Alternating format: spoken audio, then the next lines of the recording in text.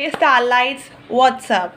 Today I am reviewing the second part of the anime movie challenge named To Me, The One Who Love You.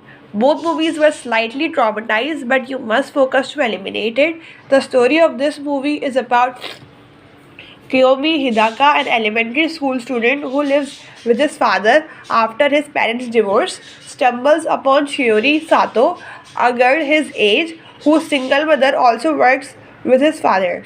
They both started to like each other and decided to marry in the future. Their parents were unfortunately colleagues and they decided to get married because both were divorced and they were against it. The children were against it. In a universe of parallel world, two lovers search for a place to belong. To Me, The One Who Love You is a heartfelt, cerebral sci-fi romance that gratefully navigates the complexities, love, choices, and the dimensions of reality. While both movies stands out an independent story, their intertwined nature enriches the viewing experience, particularly for those who take the time to watch both.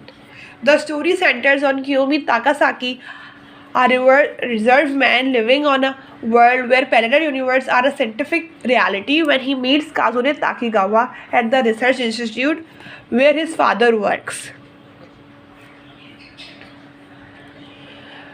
Their budding romance feels faded, however, as life pulls them apart.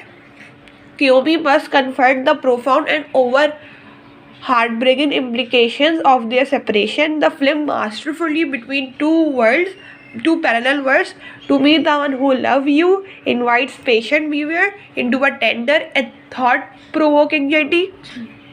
The storyful impact is most deeply felt when paired with its companion piece. It remains powerful on its own.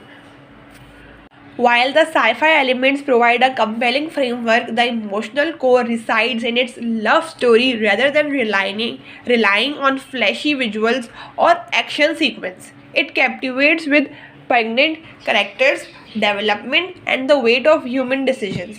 There is no right or wrong way to watch the movie or film. You may never be able to take back your choices of which to choose. But like the films mentions at one point, even divergent paths can come close to meeting and crossing at some point in the future. With the films, either choice will be still bring you similarly bittersweet climaxes. I'm still sticking to the ending and the curious about your ending and opinions. Both movies were so good to watch or rewatch. I enjoyed them and recommend to you guys too.